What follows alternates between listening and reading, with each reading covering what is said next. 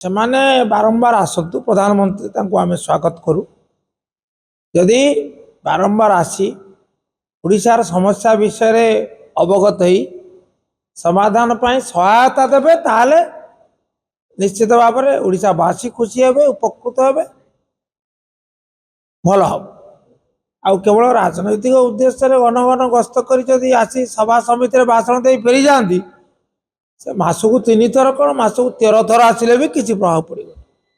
ସେ କହୁଛନ୍ତି ବିଜେଡି ସଫା ହେଇଯିବ, ରହିବ ନାହିଁ, ନିଶ୍ଚିତ ହେଇଯିବ। ବିଜେଡି କ'ଣ ତାଙ୍କ ଆଶୀର୍ବାଦରୁ ଯଦି ଜନ୍ମ ହୋଇଥାନ୍ତା ତାହେଲେ ତାଙ୍କ ଅଭିଶାପରେ ସଫା ହେଇଥାନ୍ତା।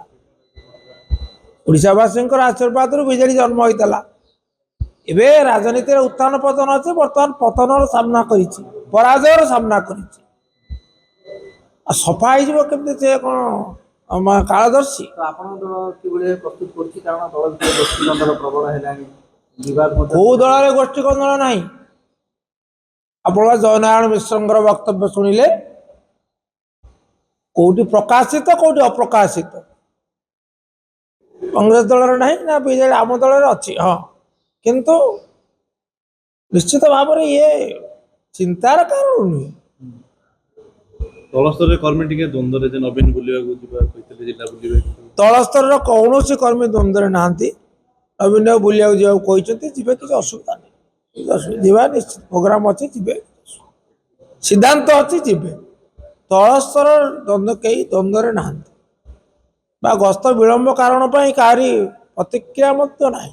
ଆପଣ କେମିତି ଦେଖୁଛନ୍ତି ଆଉ ବର୍ଷେ 1.5 ବର୍ଷ ପରେ ପଞ୍ଚାୟତ ନିର୍ବାଚନ ଆସିବ, ସେ ସମୟରେ ବିଜେଡି ଭାବୁଛନ୍ତି ସେତିକି ସ୍କୋପରେ ରହିପାରିବ?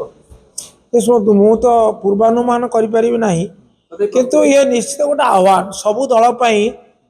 ପଞ୍ଚାୟତ ନିର୍ବାଚନ ଏବଂ ଠିକ ଗୋଟିଏ ମାସ ବ୍ୟବଧାନରେ ହେଉଛି ପୌର ନିର୍ବାଚନ। ଏ ଯୋଡ଼ିଏ ନିର୍ବାଚନ ହେଉଛି ନିଶ୍ଚିତ ଭାବରେ ଗୋଟେ ବଡ଼ ଆହ୍ୱାନ ସବୁ ଦଳ ପାଇଁ। ସତ୍ତାଧାରୀ ଦଳ ଚାହିଁବ କେମିତି ତା ପ୍ରଭାବ ବଜାୟ ରହୁ, ବିରୋଧୀ ଦଳ ଚାହିଁବ କେମିତି ତାର ପ୍ରଭାବ ଅଧିକ ବୃଦ୍ଧି ପାଉ। ତେଣୁ ଇଏ ନିଶ୍ଚିତ ଭାବରେ ଏକ ଆହ୍ୱାନ ଏବଂ ତଦନୁଯାୟୀ ଯୋଜନା ପ୍ରସ୍ତୁତ କରି ଦଳମାନେ ଆଗକୁ ଯିବେ। ବିଜେଡି ମଧ୍ୟ ତାର ନୀତି, ତାର ଯେଉଁ ଖସଡ଼ା କାର୍ଯ୍ୟ ଖସଡ଼ା ପ୍ରସ୍ତୁତ କରିବେ। ଶ୍ରୀମନ୍ଦିର ପରିକ୍ରମା ପ୍ରକଳ୍ପ ଡିଜାଇନରେ ସରକାର ପୁଣି ପରିବର୍ତ୍ତନ କରିବେ ଚିନ୍ତା କରୁଛନ୍ତି, ପୂର୍ବରୁ ତ ବିରୋଧ କରୁଥିଲେ। ଯେ କରିପାରିବେ, ଯଦି ସେମାନେ ଅନୁଭବ କରିବେ ଯେ ଡିଜାଇନ ଚେଞ୍ଜ ଦ୍ୱାରା ଅଧିକ ଲାଭଦାୟକ ହେବ, ମନ୍ଦିରର ସୁରକ୍ଷା ଦୃଷ୍ଟିରୁ କରିପାରିବେ, ବାଧା ନାହିଁ। ବୈଷୟିକ ପରାମର୍ଶ ନେଇ କରିପାରିବେ, ବୈଷୟିକ ପରାମର୍ଶ ନେଇ କରିପାରିବେ, ESIର ପରାମର୍ଶ କ୍ରମେ କରିପାରିବେ, କିଛି ଅସୁବିଧା